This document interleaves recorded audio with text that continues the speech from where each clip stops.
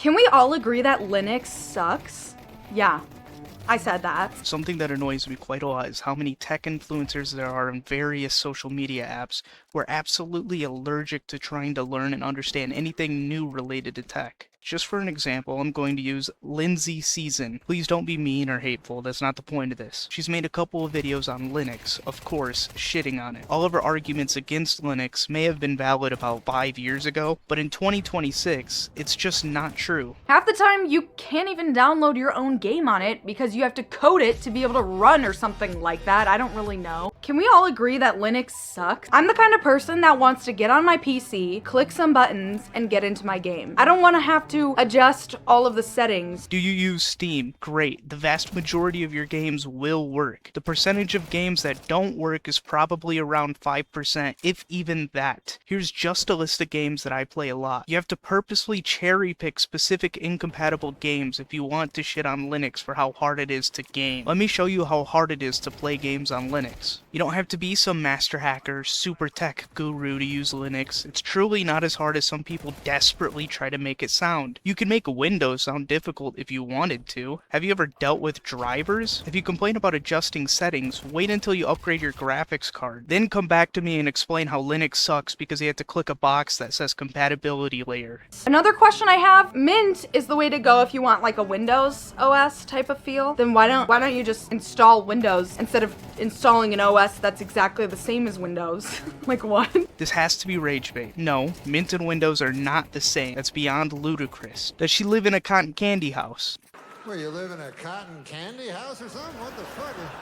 Does she not know any of the critiques that have been levied towards Microsoft for Windows 11 and what they've done to Windows 10? Firstly, people say Mint is like Windows, as in feels familiar for Windows users. It is not a clone of Windows. For instance, with Mint, there aren't forced updates. There aren't ads placed in your home menu. Their search function actually works. Drivers are simple. You actually have leftover RAM to use for things other than just operating your system. So on and so forth. Okay.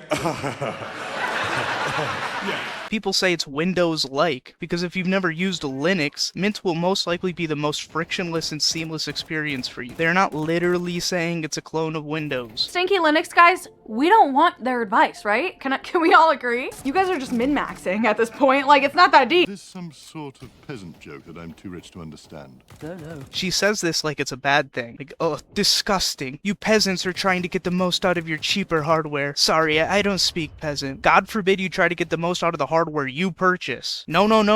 Instead, you should just buy better hardware so these massive multi-billion-dollar corporations can just keep increasing the amount of load installed into their OSs. Don't you love OneDrive? Don't you love the ads and AI? Of course you do.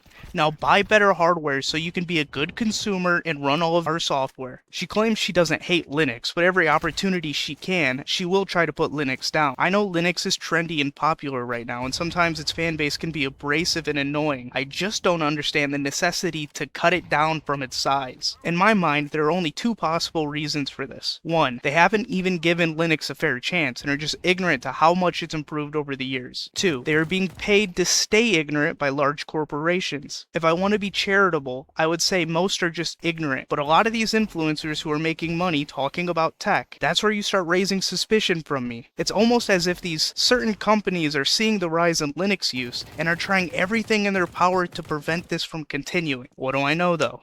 We don't want to switch to Linux.